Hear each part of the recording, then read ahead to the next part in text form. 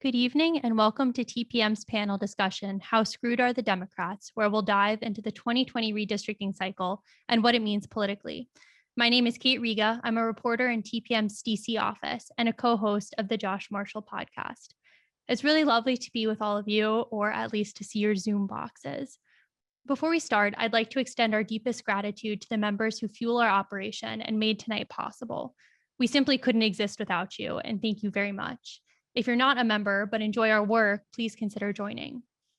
I'd also like to thank those who contributed to TPM's Journalism Fund, which helps to sustainably grow our editorial staff and to provide free memberships for students and those facing financial hardship.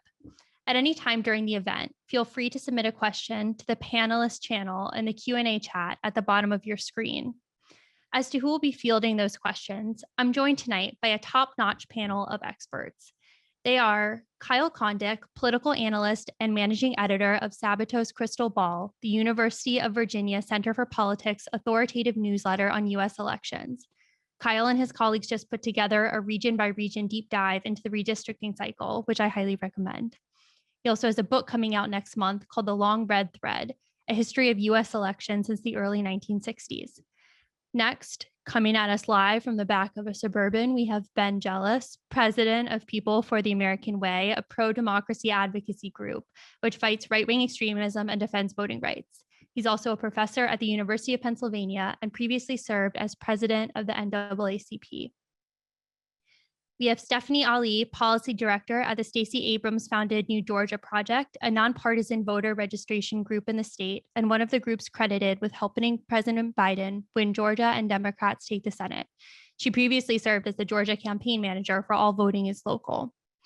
And finally, we have Josh Marshall, founder and editor of TPM, and my loyal co-host on the Josh Marshall podcast. Thank you all so much for being here. Let's jump right in. I'm going to start with questions directed at specific panelists, but if any other panelist wants to jump in afterwards, please do. So I'll start with Kyle, who just did this extensive breakdown of how redistricting will likely go region by region. Kyle, can you give listeners the executive summary of your findings and what it'll probably mean for Democrats in 2022? Yeah, sure. So, the Democrats do have some gerrymandering power in some places. Illinois, I think, is the best example of that, although that's already a Democratic gerrymander. It looks like they might be able to gerrymander New York State, although there are some hoops they'll need to jump through because there is technically a commission system in New York. But the Republicans can make up for that by gerrymandering. I think 4 states really stand out: Texas, North Carolina, Florida, and Georgia. There are potential legal hurdles in some of these states. There are always potential lawsuits. Florida actually has something written in the Supreme Court that says that you can't gerrymander, but the court may not actually enforce that this time, or some people believe they won't enforce it. Bottom line is that of 435 House districts across the country, Republicans control a drawing of 187, Democrats control only 75. The rest of them are either in single-member states, states with commissions like California, many Western states, Virginia and Michigan also have new redistricting commissions, or states that are split between the two parties. So bottom line here is that while both parties have the power to gerrymander in some places, Republicans have more such power, and with only needing to win 5 seats to win the House, you could imagine that even in a really closely contested House election next year, if in fact that happens, Republicans might win the House majority on redistricting alone, although also the president's party often struggles in the midterm. So, if that happens again, the Republicans could probably win the House with seats to spare. But that's the overall takeaway. And then we just have to see the states unveil their maps, and there'll be more to say about that. Right. So Republicans need 5 seats to retake the House. And where did you guys land with your estimate of how many seats you think they'll probably pick up at this early stage? So if you assume, we assume kind of a neutral environment.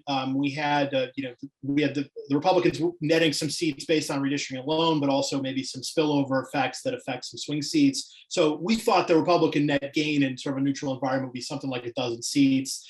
There's some models that say kind of a similar thing. If you look at the generic ballot, like I said, they only need to win 5 seats to win the House. So that would put the Republicans over the top at this point. But again, we got a long way to go here. So that was just a very kind of loose projection. So we wanted to throw a number out there, but then we wanted to put a bunch of caveats on it. Right. To hold us to it. So wise, very wise.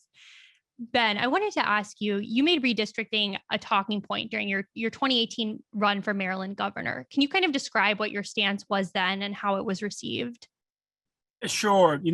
My stance then was actually not focused on. So my stance then was, frankly, what you see in the For the People Act that was going to introduce, is I think this is not the For the People Act, in the Freedom to Vote Act that Manchin put forward today, which is that the whole country has to move to nonpartisan redistricting at the same time. My opponent, Larry Hogan, was very similar to Arnold Schwarzenegger before him, Republican governor of a blue state, who said, let's redistrict our state unilaterally in a nonpartisan way. Why? Because it would benefit his party. It was a fairly cynical attempt to gain an advantage for Republicans without demanding that his peers in places like Mississippi or Alabama do anything courageous on their part. And so what I said as a compromise was, we should agree to do nonpartisan redistricting in Maryland when there's a Republican-dominated state that will join us, and we can go one for one. We have to wait for the whole country, but let's have two countries together in a bipartisan way lead.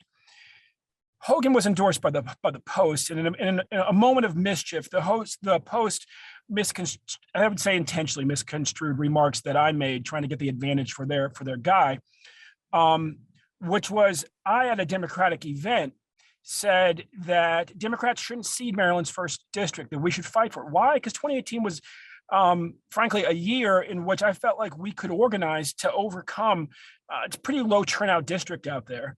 And I was impassioned about it. And as an organizer, I never cede any ground. I never go into, a race saying, oh, like Democrats can't win here, no matter how it's been redistricted. If it's low turnout, you can win anywhere. I mean, right now in California, for example, Gavin Newsom is up in the polling in this recall, but the Republicans could still win because they have greater enthusiasm. But so that was, I would say, the confusion in that moment. But my opinion then is what it is now. The whole country needs to go to nonpartisan redistricting. And you could also do it in pairs, Democratic-controlled states partnering with Republican-controlled state to both sort of disarm at the same time. Yeah. Stephanie, now coming at it from an organizing perspective, how does something kind of, immutable like redistricting affect the work of organizing voters and, mobilizing them to come out to the polls? It's definitely going to be another hill. Here in Georgia, we have Republicans in power in both the House and the Senate, and here they can draw their own seats effectively, and it's all done behind closed doors. So we won't see those maps until they are done. So it has proven a difficult way to get people involved, just because there's so little power people have to influence in this. And so the way we organize is the same way that we have organized in the South for a long time. We remind folks that if their vote wasn't important, they wouldn't be trying to snuff it out. They wouldn't be doing these SB 202s and these bad maps, because that's the only way they can win. That's the only way that it's going to happen, even still here. But Southerners are used to barriers to our vote, and we are used to the fact that we're going to have to fight for it. So it really becomes a morale issue, honestly, more so than organizing, because it's about keeping heads up and it's about going forward. And I think it's about being honest that we may not be able to win it in the legislature. There is just not always enough power there, but we'll fight it in court. We'll fight it in the ballot box the next year. It's about setting expectations for people about what is achievable and what's achievable long term. And so I think that is going to be critical in moving forward for our state, especially. Is we know we ended up on a high in 2020 and 2021 with record turnout and with flipped seats, but it's going to be encouraging people to stay involved. That is going to be the hard part, and redistricting is only going to make that more difficult, sadly. I mean, I wish I had more inspiring things to say, but that is definitely going to be a very difficult battle here, and why Ben is right that we need to have change across the country for the way that we redistrict. Right. I wonder, did you guys expect And how do you prepare for kind of the ferocity of the backlash, specifically in Georgia, after it was such a, a focal point of the presidential and the Senate races in 2022 and 2020? Yeah, I think we expected it. We always expect, there's kind of just a running joke in our circles that there's always going to be one bad elections bill, and they almost always put it in an omnibus too. So it's just everything. And so that you have to constantly chip away at every small piece. I will say I've been doing this work in Georgia for about 11 years now, and I was surprised with the speed at which it happened.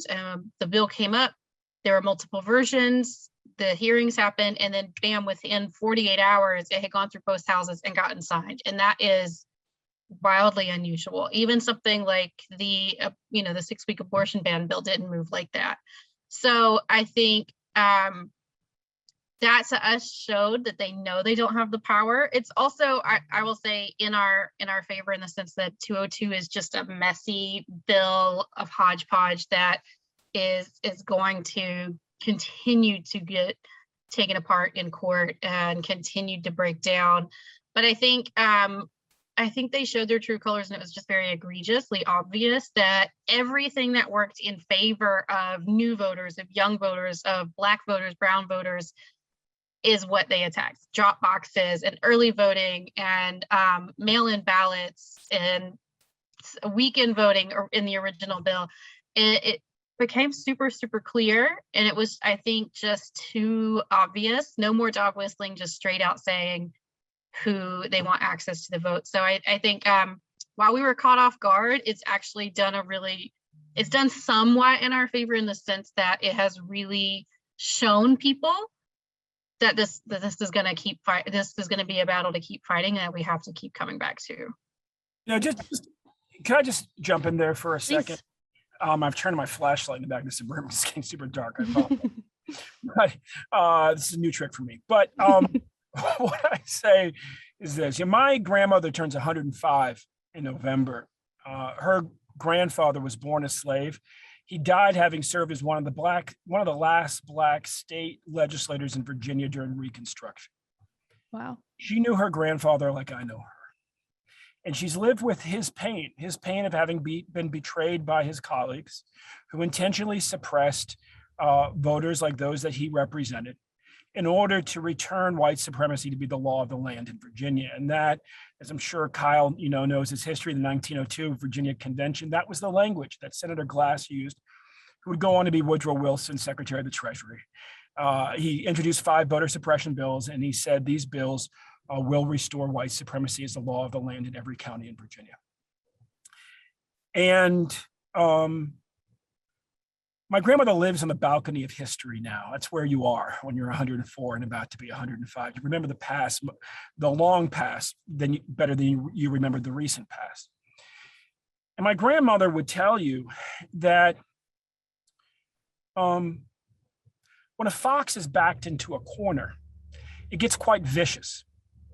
And that's when the farmer has hope that the fox is going to stop ravaging his chickens. Because a fox is a mischievous, meek kind of individual, but when a fox knows that the whole world's about to change on that fox, they get vicious. The Republican Party right now is acting like a bunch of foxes. They know that demographically, this country is changing in a way that the white supremacist ideology that they have embraced is limited. They're being crafty. They're going out there using digital marketing, everything, trying to appeal to little slivers of men of color, for example, through appeals to patriarchy, trying to cobble together a coalition that can win. But they're also ruthlessly suppressing the vote, going back to an old playbook for how you deal with demographic change in the electorate. And yet we, as people who believe in a multiracial, inclusive democracy, should actually take heart in their viciousness. The question isn't whether a better future will come. The question isn't whether the American electorate will change. The question isn't whether white supremacist ideology time is limited as a winning strategy. The only question is, how soon does a better future come? And the work that, somebody who was an early advisor to the New Georgia Project and Stacey's work down in Georgia, the work of this moment, quite frankly, if we want to create a better, more inclusive country, is to do exactly what they've done in Georgia, really invest, yes, in fighting for policies like at the federal level, what we're fighting for right now, but also in massive voter registration. There are only two candidates for massive voter suppression. One is strong federal voting rights legislation, and the other is simply massive voter registration. And, I frankly, I don't think we should be surprised that the Republican Party that's made such strategic use of white supremacy ever since the Southern Campaign and the rise of Ronald Reagan and Lee Atwater and all of that would be doing what they're doing right now. My grandmother would tell you 400 years of what we've had to put up with, you would expect this to happen when whites are about to become a minority too. A lot of white folks like my dad are like, hooray, finally our people got to get along with somebody else too if they want to succeed democratically. But a lot of white folks are scared by change, and they're trying to just simply hold on to the old way. And voter suppression bills are an old habit for that type of individual. It shouldn't be a surprise that we're dealing with it now. Yeah, for sure. Josh, I was hoping you could give us a better sense of the political landscape for the federal remedy to some of what we're seeing on the voter suppression and partisan gerrymandering front. So today we actually had the kind of reworked For the People Act come out that's been being worked on behind closed doors to appease Senator Joe Manchin, who had some issues with the original. Do you see any future where this bill becomes law? Oh, and you have to unmute, Josh.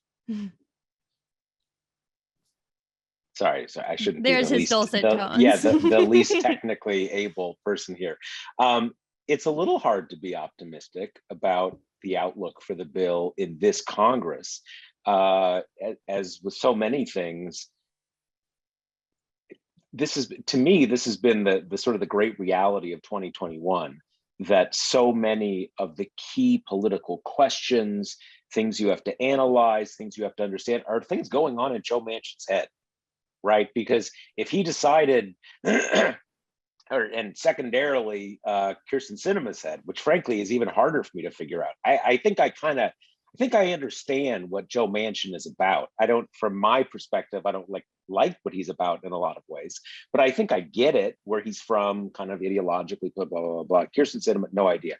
But in any case, as we all know in this conversation, Manchin could radically change things if he came into the Senate tomorrow and said, you know what, filibuster's not working for me anymore.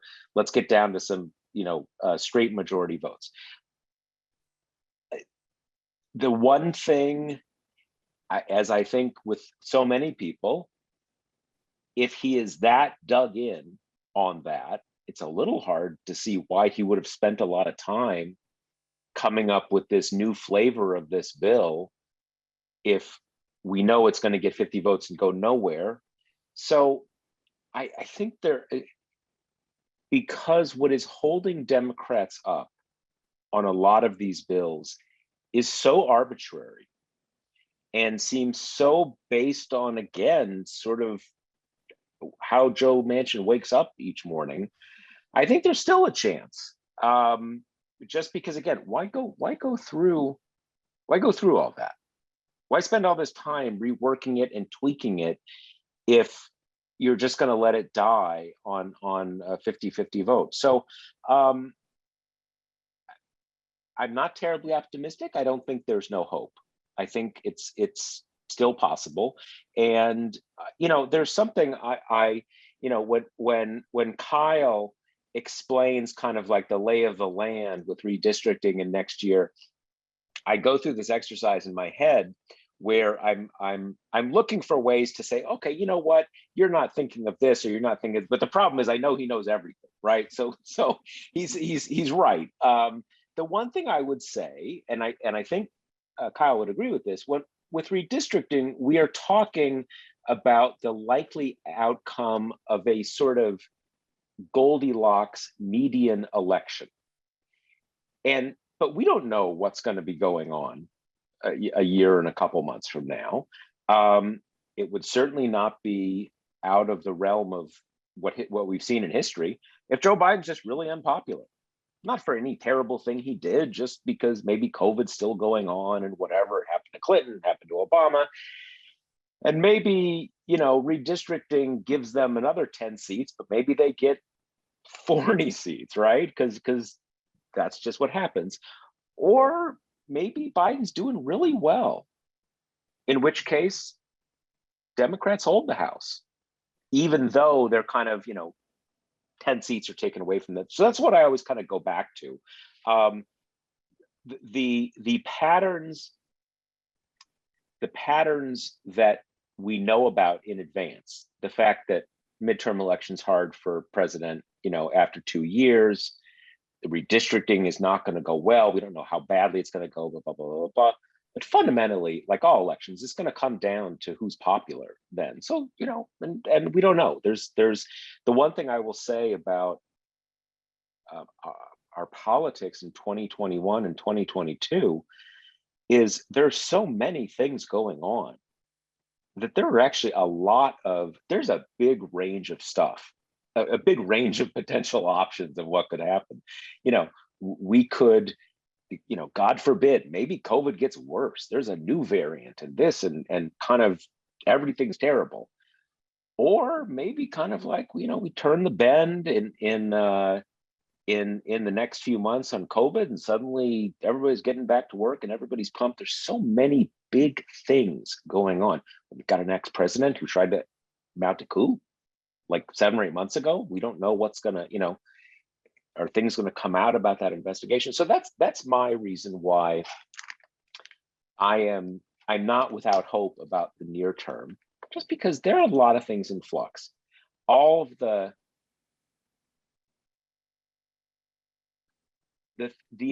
expected things don't look good for Democrats right now for next year. But the range of potential outcomes is much greater than it normally is, just because so much stuff is going on. We're not living in normal times. So to the extent people are kind of like utterly, kind of without hope, that's a reason there's a lot that can still happen. Right. And now to wrench us right back to the hopeless, Kyle, I was wondering if you could give us a better sense of kind of the asymmetry between the parties and what states they can control and kind of where they can claw those seats back with a partisan gerrymandering. One of the big questions I think about this redistricting cycle is like, how aggressive is everyone going to be? Is it going to be like super duper aggressive to a level that we haven't seen before? And actually, there was a sign today that maybe it won't be quite as aggressive as maybe it could be.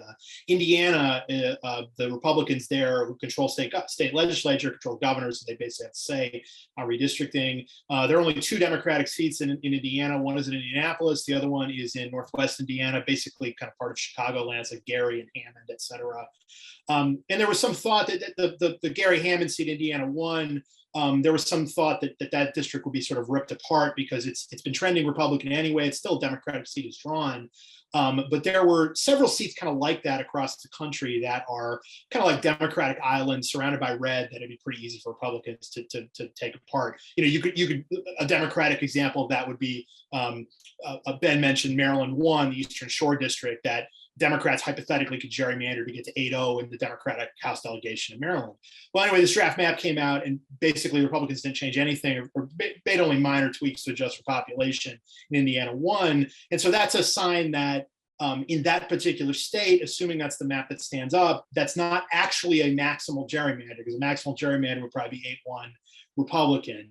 And so we have to watch in these individual states to see how aggressive it is. But this was an early sign that it, whatever you think the maximal Republican gain could be, here's one seat that maybe could have went away, but that probably won't now. So just to offer that single example, and then, we're having redistricting maps coming out all the time. Sounds like Iowa's going to come out on Thursday. Iowa typically has this process in which essentially legislative staff draws the maps. And Republicans control state government there. They may decide to essentially throw out the recommendation, but the sort of past norm and precedent there is to accept the recommendation. So that's another data point. Is it, from a Democratic perspective, is it going to be as maximally bad as it could be? what happened in Indiana today actually wasn't as bad as it could be. Again, we're just talking about one seat here, but that was one that I was watching, and there are several others. Kansas is another one. Basically, both Kansas City seats in Missouri and in Kansas itself, Republicans could hypothetically rip apart those two districts too, but maybe they won't. You know, the one seat that of the type that I'm describing is, it really sounds like Jim Cooper in Tennessee represents Nashville. There's a lot of buzz that his district is probably going to go away, and that would take Tennessee from 7-2 Republican to 8-1 Republican. Right. Kyle, Kate, can I just ask one really quick follow-up? Kyle, do you have a sense in Indiana, is that just some kind of peculiarity of the political culture in Indiana, or do you read that as like maybe despite all of the zero-sum nationwide stuff, that in individual states, some states and Republicans in control in some states are sort of like, you know what, we don't want to be part of the litigation. We don't want to kind of go down that road. Does it seem like something more general, or just Indiana's kind of Indiana? Indiana is actually a state known for, there has been aggressive redistricting there in the past, although there's actually kind of a famous misfire in Indiana that the Republicans tried to gerrymander in the 80s. And by the end of the decade, it was an 8-2 Democratic map. So these things don't always work out the way you think, although the 80s are kind of ancient history compared to today in terms of how people actually vote, et cetera. And, Democrats used to have a lot more strength in basically white, rural, small town places and, across the Midwest back then than they do now. One other example, just on the other side of the border in Kentucky is, one of these other districts is the Louisville seat, which is John Yarmouth's seat, Democrat. And supposedly Mitch McConnell doesn't want that district to go away, even though Yarmouth and McConnell hate each other, but it's because McConnell's from Louisville and he thinks Louisville should have its own seat, which it certainly should. I mean, if you're drawing any sort of fair map of Kentucky. And you also do wonder, partisan gerrymandering isn't forbidden by the courts, but you never know how courts could get involved. There is, I can't remember off the top of my head what the Black voter composition is of Indiana 1, but there is a significant Black population in that part of the state. And, could there be some sort of litigation about it? You're likelier to see that in the southern states just because there's so much more diverse. I guarantee we're going to see some sort of federal, racial gerrymandering lawsuit about whatever map Texas produces. That's just a question of if it stands up in court or not. But I think to your question was, is this a sign of things to come? And I think it could be in that you're maybe not going to see Republicans kind of just rip apart all these districts. And again, I don't know if Democrats are going to have the will to do to aggressively gerrymander Maryland. And could there be some sort of court action that would come out of that, et cetera? There are always moving pieces with these redistricting questions, and sometimes the incumbents just don't want it. If you're one of the Republicans who represents the district next to Indiana 1, do you really want to have even a 5% chance of losing and take on new constituents and maybe be vulnerable in a primary? You probably don't want that. You just want the districts to stay the way they are. Right. With that said, I think we have to understand that the Republican strategy here has been to control governorships, to control redistricting, and to frankly control the Supreme Court and to pack the Supreme Court as a way of slowing down the impact of demographic change. Example of that, you can look at Georgia in 2010, when frankly, the net seats for Democrats could have swung 50 seats from what they ended up. Because the population growth in Georgia, as Ms. Ali knows, between 2000 and 2010 was like 90% Black, Latino, and Asian American. Stacey Abrams was then minority leader. She put forward a map that would have made her the speaker, that would have given Democrats control by simply allowing for everybody to have equal representation. Nathan Deal put forward a map that crammed those voters of color into super districts and minimized their voice in politics and preserved the status quo, and actually was a net loss. Now, what was surprising in all of that was Tom Perez and Eric Holder pre-approved Nathan Deal's plan, as they did for multiple southern states. And it led to a decimating of Democrats in state politics in the South. It's a hard thing to talk about. It's one of the things that happened during the Obama administration when Section 5 still existed. That was most quixotic. I was head of the NAACP at the time, and we were caught flat-footed and deeply surprised. Democrats, yeah. No, I was going to add that the effects of that are lasting. In the hearings we've already had here in Georgia, we've had some around the state, and then one recently to set the rules for the session. That's what the Republicans are bringing up, is the last time Democrats drew the districts, they got Section 5, they had to be redrawn. But hey, ours passed. Ours were fine. So don't worry about it. It's good this year. And that's the messaging. And so it didn't only affect that cycle and that 10 years, but it affected the cycle that we're starting now. And so that same attitude, that same thing of like, we've never been caught doing it, is really what they are leaning hard on this year. That's their biggest talking point here in the state. And yeah, it's also very disappointed that is what was set up for us under a Justice Department that should have done better. No, should have done better. And it's, we have to get comfortable using power when we have it. And the reality is now we no longer have Section 5. And frankly, now we no longer have Stacey Abrams on the rise in the State House. She may be on the rise nationally, but she's not, the minority leader who could have been the speaker. Can you imagine if we had Stacey Abrams, the speaker of the Georgia legislature? But what we do have right now is a president who can call on the Senate to remove the filibuster as an obstacle to get voting rights done. We've had a carve out for the budget. Trump and McConnell created a carve out for packing the Supreme Court.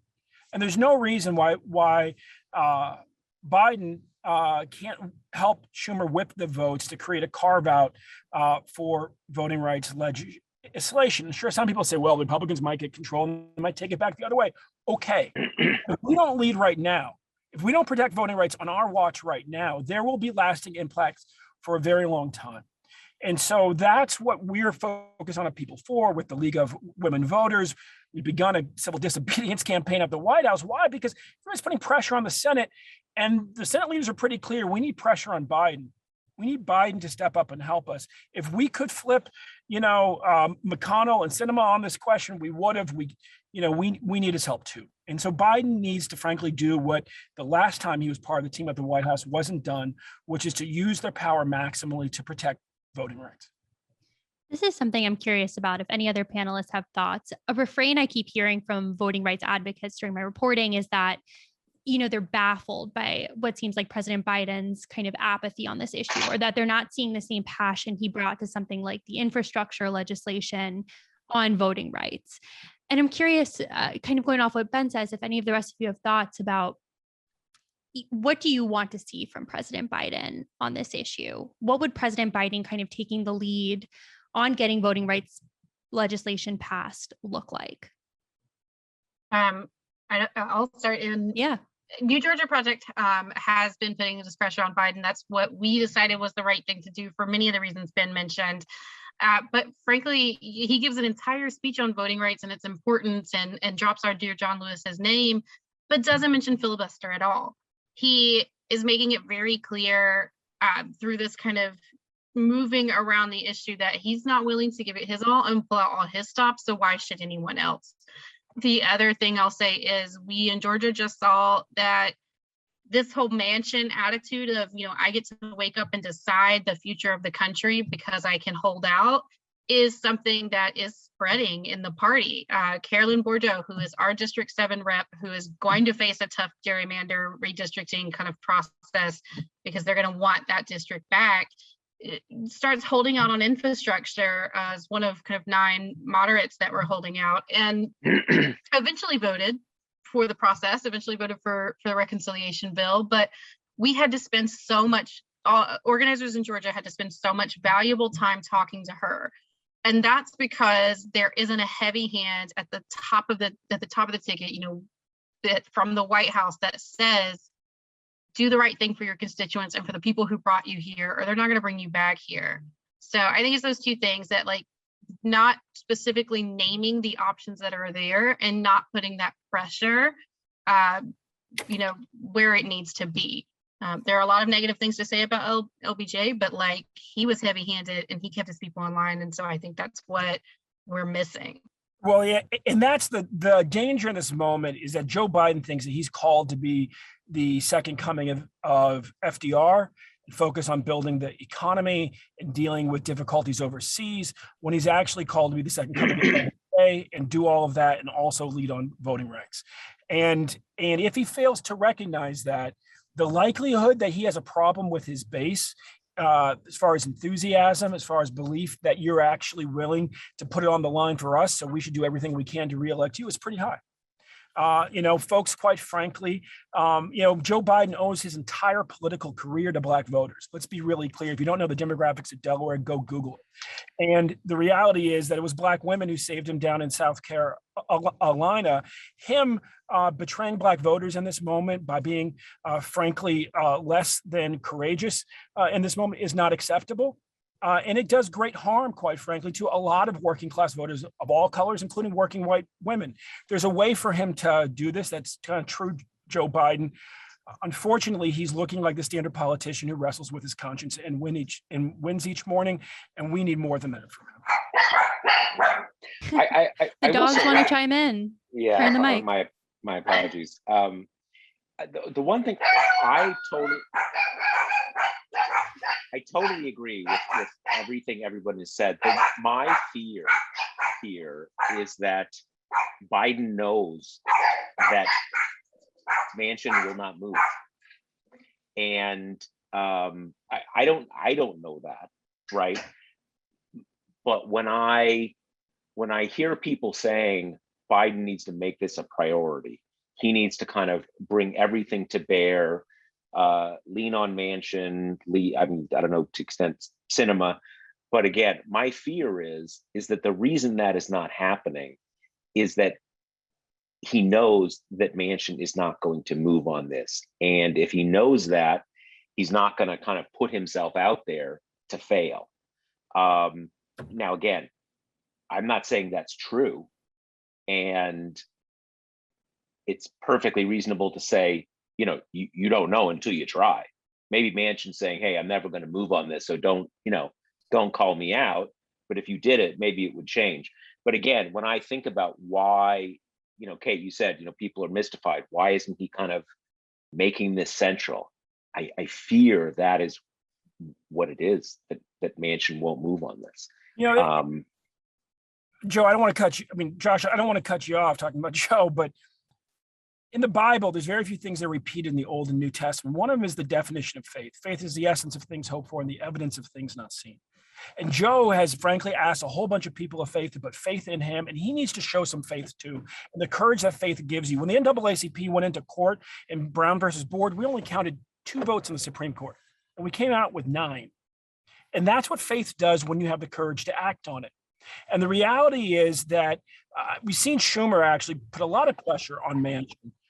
But we need to see what happens when Biden publicly puts pressure on Manchin, as well as whatever he's doing privately. And the reality is that at the end of the day, we don't know. We can have all sorts of educated guess, but this is a moment for Biden to step out in faith and show some fucking courage. I agree with you. And I guess I would say, given what is on the line, I don't think it's not going to be acceptable to the broad coalition that is the Democratic Party for Biden and his supporters to implicitly say, hey, it wasn't going to happen, so he wasn't going to go out on that limb. I think he basically needs to go out on that limb. And if Manchin is immovable, maybe that will be the case. But we need to know that, and again, totally agree with you. Even if I'm right, maybe he can't be moved. But I think Biden needs to make it crystal clear to everyone, I left nothing on the field. Amen. This was super important to me. And so everybody will say, man, all right, we know what the problem was. Joe Manchin was immovable. The president did everything he could. But I agree with you, just kind of taking it on faith of sort of like, hey, it's not going to happen. So why would Joe? That's, given what's at stake, that is not going to be enough for this party. I mean, and I would point out, like, I don't know, me as a lifelong organizer doing civil disobedience to the White House, that's one thing. The League of Women Voters, like Chuck Grassley's mom was in the League of Women Voters. But the League of Women Voters are doing civil disobedience in front of your White House, saying you're not doing enough on voting rights. That's a time to have like a come to Jesus moment with yourself. That's not every day. No, I agree. I agree with you. So let's say worst case scenario, Manchin/Sinema can't be swayed. Democrats head into 2022 with no federal voting safeguards, no means to kind of beat back the racial gerrymanders except through court action, which is going to be in certain places kind of dependent on the makeup of the court.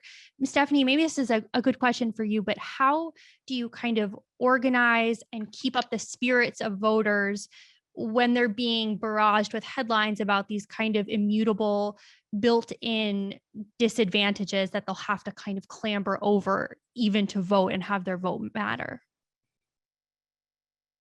Absolutely. So I think part of that is really maintaining the wins that we can. So I think of something like Senate, and Reverend Warnock, comes from the NGP world. We're very proud of him being in Senate. And that being a statewide race kind of spreads out a little bit of what pain gerrymandering will be able to bring us on a local level. And we know we and so many other folks are going all in 2022 to focus on protecting what is there. And I think that's important to lift up for Georgia voters to see that we were able to win this and we were able to hold this in a very difficult time, in a time where they're trying to throw out our votes and where they're trying to keep us from staying in line. And I'm really hopeful about the trajectory of that and the fact that the whole country knows that's important. Reverend Warnock was one of the co-sponsors of the new bill today. So that's what gives me a little bit more hope to try to be on Josh's more hopeful and positive side. Is that I see them that move to me shows that they understand the importance of this bill, the importance of getting this win. I tried to give Biden all the credit in the world, and we did too early on, that cool, you want an easy win. You had American Rescue Plan, and so now you want another big victory because this historic thing of going into midterms down. So, okay, go for the easy victory. But when that became clear it wasn't the easy victory, then the fight should have been all in for voting rights. And I'm hopeful seeing who is on the bill that dropped today, that's a little bit more of a sign. But I think for Georgians and for really a lot of folks in places in the South and in places like Arizona, it's going to be showing that when we do have these kind of, 1,000-year victories, we can hold on to them and we can keep it even with everything else going. So that's what it's going to take. I'm very hopeful with the fact of having a Senate race and a gubernatorial race on at the same time. We will be able to encourage people beyond that kind of immediate negative reaction. Mm-hmm. Amen. Let me just jump in there with one thing, which is to say what we're suggesting, that we're demanding really that Joe Biden do, isn't just good policy, it's good politics. We're worried about the midterms. Well, right after that, we're going to be worried about the presidential. And back in 2011, a lot of folks were saying that Obama was likely to lose in 2012. Enthusiasm, for example, amongst Black men was very low. The recession was lingering. And in 2012, the NAACP, we ran a massive voter registration drive, put over more than 1 million new voters into play, and Obama won. And the AP came and they said, how'd you guys do it? Black men set a new record for Black male turnout in 2012, far from what the analysts thought was going to happen in 2011. And I said, thank God for the Koch brothers. Thank God for the Koch brothers, because they started attacking our voting rights so early in 2010 and 2011 that they gave us months, and even in some ways more than a year more, to have a conversation with the voters about how important their vote was. As Steph was saying earlier, people are trying to steal it. It must be important. Mm-hmm. And so the fight for voting rights fires up voter and fires up turnout. And if you're Joe Biden, it would be smart to be building that wave, because Donald Trump sure as hell is building a wave right now. I mean, we're worried that, his movement could snatch the governorship of California. Maybe we were more worried 3 weeks ago, but I'm not going to stop worrying about it. My friend Dana Kona, who's in the chat, not stopping worrying about it until every last vote's counted. And we're also worried about Terry McAuliffe. Trump's movement is on the march. And if Joe Biden wants to build a wave to push back against that wave, fighting for voting rights in a courageous, all-out way like he's done on infrastructure is very smart politics. It is not just smart policy. Right. Another potential reason for optimism for Democrats is that gerrymanders don't always hold, as Kyle can tell us. Can you give us a sense, Kyle, of when and why some gerrymanders don't ultimately achieve what they were set out to do? Well, I mean, Stephanie's home state of Georgia is a great example. Those districts, Georgia 6 and Georgia 7, that Democrats now hold, at the start of the decade, those were safe Republican seats, but the massive demographic changes in the metro Atlanta area, the tremendous growth, and the fact that, that Donald Trump, affected some changes in the electorate. I think those changes were bad on balance for Democrats, like in the Midwest, with particularly with white voters don't have a 4-year degree. But Trump changing the Republican Party was pretty good for Democrats in large swaths of the South. And so these things, these maps change over time. One thing that I kept talking about Indiana. I know it's just a single state, but this district in Northwest Indiana was in the news today. One thing I think Republicans hope is that over the course of the 2020s, they don't need to gerrymander that district. It might come to them naturally because that area has been trending toward Republicans since Trump took over the party. And so these things change over the course of the decade. Like in Illinois, Democrats drew a gerrymander there at the start of last decade that they hoped to be 13-5 Democratic. Well, it was 13-5, or it is 13-5 Democratic now. But part of the reason for that is 2 of the safe Republican seats they drew ended up flipping Democratic. Illinois 6 and 14, Lauren Underwood and Sean Casten, because again, those are sort of suburban seats with higher than average 4-year education levels. They're growing, getting a little more diverse in certain places. And so, these trends, they change throughout the decade. And, sometimes you draw these maps and they don't necessarily perform the way that you expect them to. Now, I will say that the instances of gerrymanders falling apart, particularly early on in the decade, it doesn't happen as much as it used to. You used to be able to find that more in the 70s and 80s when incumbents were more resilient. There was more ticket splitting back then. Some people attribute technology to some of the improvements in redistricting. I think the broader big picture trends are much more important than that. But the bottom line is that a lot of people have tried to gerrymander for all of American history, essentially. It's just that it might be a little more effective now. But even then, voters will still surprise us, and voting patterns will change over the course of the decade. And whatever Metro Atlanta looks like today, it's going to look a lot different 4-8 years from now. If Republicans spread themselves too thin, if they're too aggressive now, Democrats might end up flipping those districts later in the decade too. So these things do change. Right. I wanted to just really briefly, Kate, I wanted to ask about what you just alluded to there. Isn't there sort of a pattern that if you are too aggressive with your gerrymander, you end up with a sort of a great map, but it's brittle? And like when you go into a bad cycle for you, it's sort of like some of what we're seeing with hurricanes now. The levee's only this high, and so it can backfire. And I think it was what in 2006 or 2008 there was some of that you had these gerrymanders that were so aggressive that when you had a big Democratic year, even people who shouldn't have lost because they had to take on some Democrats to kind of X out some Democratic seats and stuff like that. Yeah, that's right. Pennsylvania is a good example of that from the 2000s, like you're mentioning. In 2006, the Republican gerrymander kind of fell apart because it couldn't withstand the strain of that election. More recently, the Michigan Republican gerrymander. I mean, they lost 2 seats because, again, some of those suburban seats just didn't quite hold. That's Haley Stevens and Alyssa Slotkin, who won in 2018.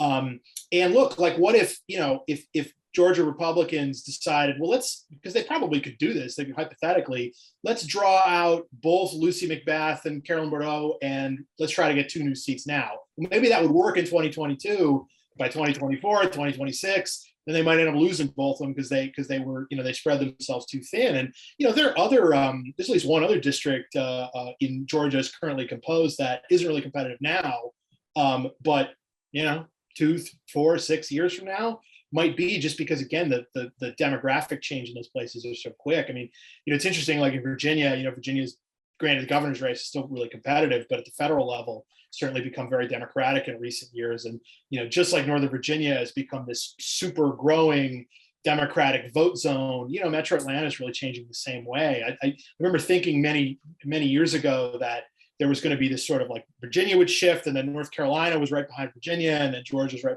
behind North Carolina. But it actually flipped. Reality threw us a curveball, and that Georgia shifted. I think basically because Metro Atlanta just makes up so much of a bigger part of Georgia than Raleigh, Durham, and Charlotte do in North Carolina. But you do have to be careful when you're drawing these gerrymanders. You can't just draw them for 2022. You got to draw them for the whole decade, or the idea is anyway you draw them for the whole decade. Kyle, sorry, Stephanie, go. I just want to say, since we're talking about Georgia and the South always has something to say, and I want to add that I think part of this work, so, just kind of going back to the name of this program, How Screwed Are the Democrats, I think redistricting is going to be a huge hurdle, but also it has to be the right person in there. I think talking about six is where I live in District 6, and we had Ossoff run in 2017 and fall short, but then Lucy just pulled far and away, and that set up 7 to do it. So adding to what Kyle's talking about spreading too thin, is if we have inspirational leaders who are turning people out. I think Stacey was the perfect example of that. People were turning out not just to vote and not just to get the governor's seat, but for Stacey. Then we can continue to see wins beyond what these maps intend. What we can't do is have people who win a historic election in a recently flipped district and never ever thank the Black and brown and young and queer voters who turned out for them, but only thank themselves and their staff. And we can't have people who try to hold things hostage to be a bigger name in the press. And that's what we're seeing here in our districts. And so I think it is incumbent upon any party that leads, but in this example, the Democrats, to continue the carrying out those promises and to continue inspiring hope for our folks, because it's on you to bring people out for yourself, and it's on you to encourage us as organizers to want to turn people out for you. So if you're not considering your folks when it's a budget time, when it's time for a fight for the budget, we're not going to consider you in 2022. That's just where it is. We have limited resources to help, and we have limited capacity to make change happen. And so Democrats have to come to the table with strong people who truly care about their populations and not just keep them in a seat. And the other thing I would say is that the party establishment, who is quick to jump onto the narrative that it was, white moderates who made the difference in Georgia, for instance, and I've heard a lot of folks, push that, and to discount the years of organizing that Stacey led down there, are doing our party no favors. Back in 2014, when I was a fellow at the Center for American Progress, I produced a report called True South that showed what it would take to flip the balance of power in southern states as far as voter registration. One state actually tried that experiment. It was Georgia, and we saw what happened. The cheapest state for the NAACP for voter registration has always been Florida. Other states, it can cost us $20 registration to get it done, or 10 or 5. Florida often average less than $1 per registration, less than $1. We look at presidentials that can be, where they put untold millions, just crazy amounts, billions of dollars, and we don't invest anything in voter registration. You've got hundreds of thousands of Puerto Ricans who move into Florida. We don't invest anything as the Democratic Party in really seeking to register them. We have hundreds of thousands of Blacks that are unregistered. We're not going after them. And it's actually a very dangerous flaw for us. We have a choice. We can make a better future's coming.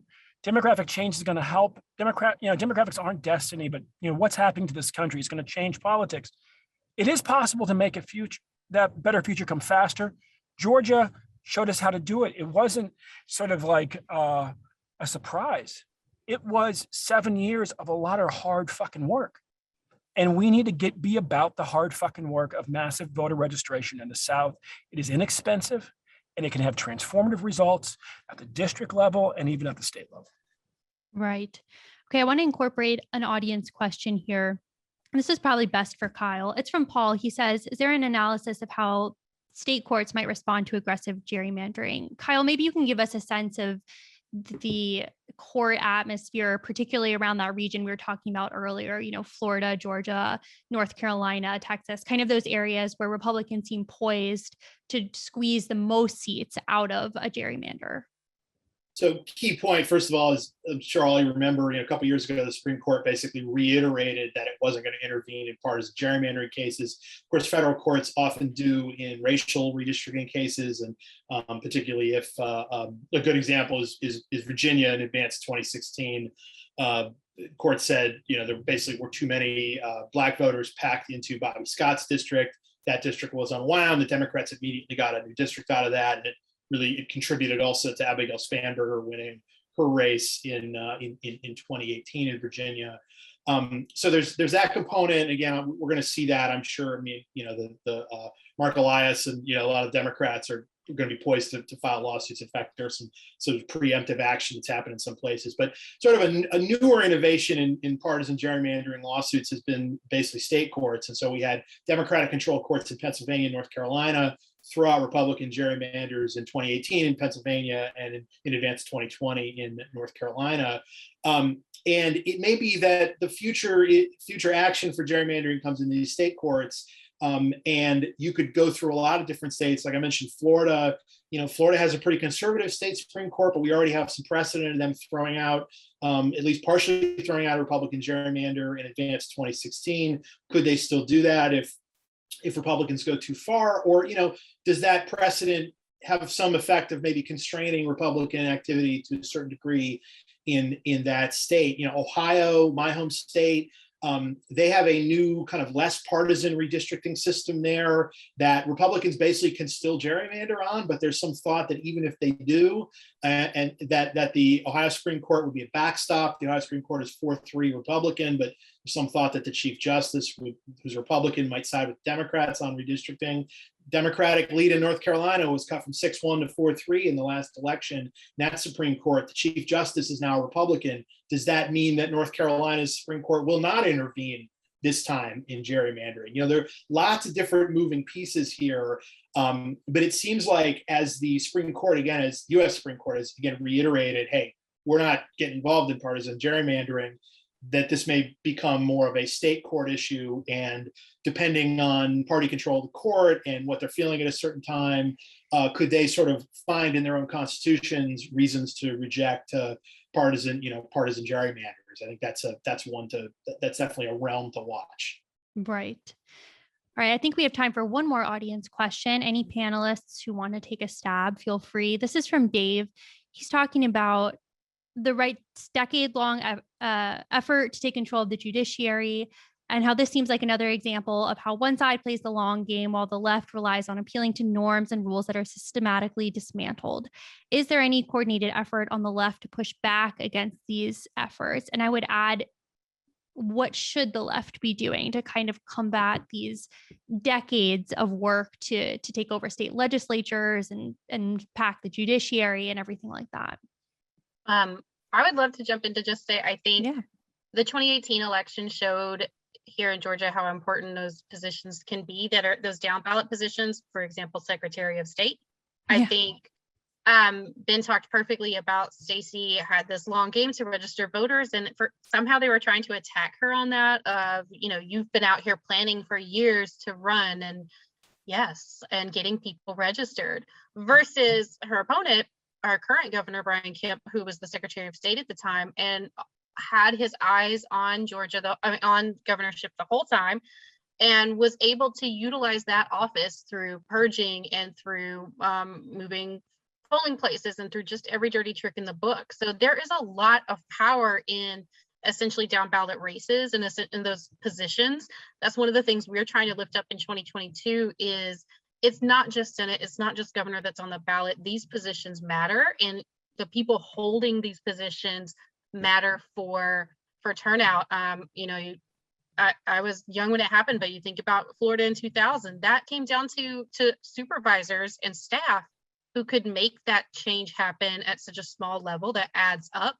And so I think, no, I haven't seen a whole lot of collective effort from the left to do it, but that's where it needs to happen, is it needs to happen all the way up ballot, and it needs to happen in our counties and across the whole divide. Instead of focusing on top level down, it needs to go up the other way.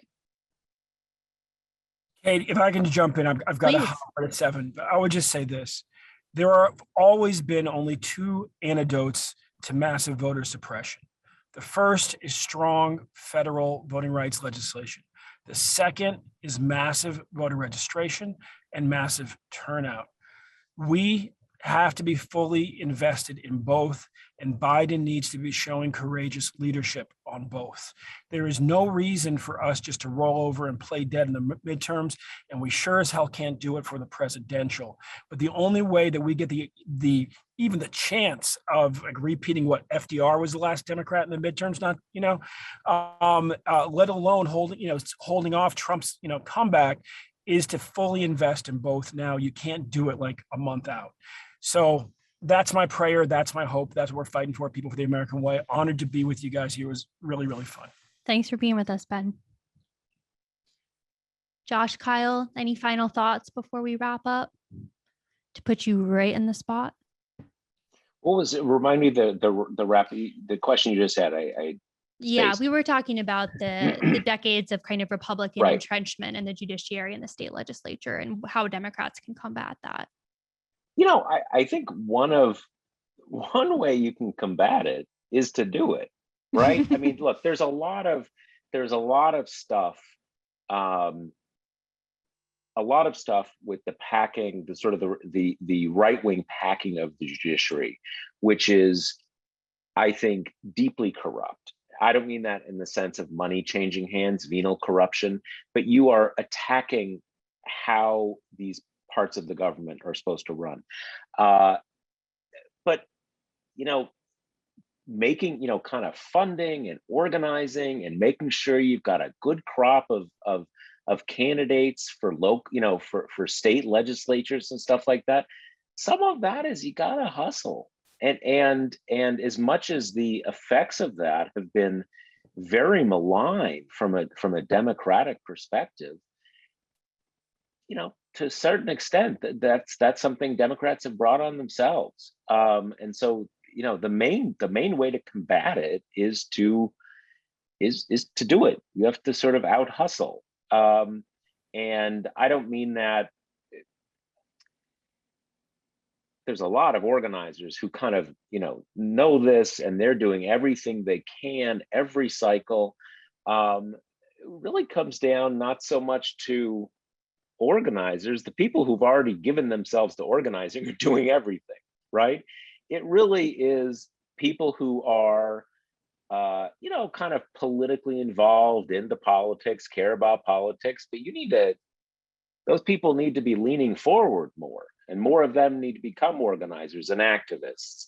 And they need to be giving money, not just to Obama or Biden, but, down at the local level. So that's the biggest thing to me. A lot of these things are, at least over time, in Democrats' hands.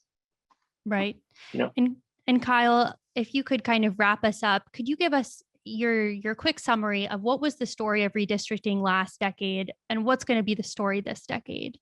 The story of redistricting last decade was that the Republicans had a significant advantage at the start of the decade that then was sort of eroded over the course of the decade based on court action in Florida, North Carolina, Virginia, and Pennsylvania. However, if no Republican gerrymander was thrown out throughout the decade, the Democrats still would have won the House in 2018, but they probably wouldn't have won the House in 2020. So these things do do matter. And the story of redistricting throughout a decade, it doesn't just stop in the year that ends in 2.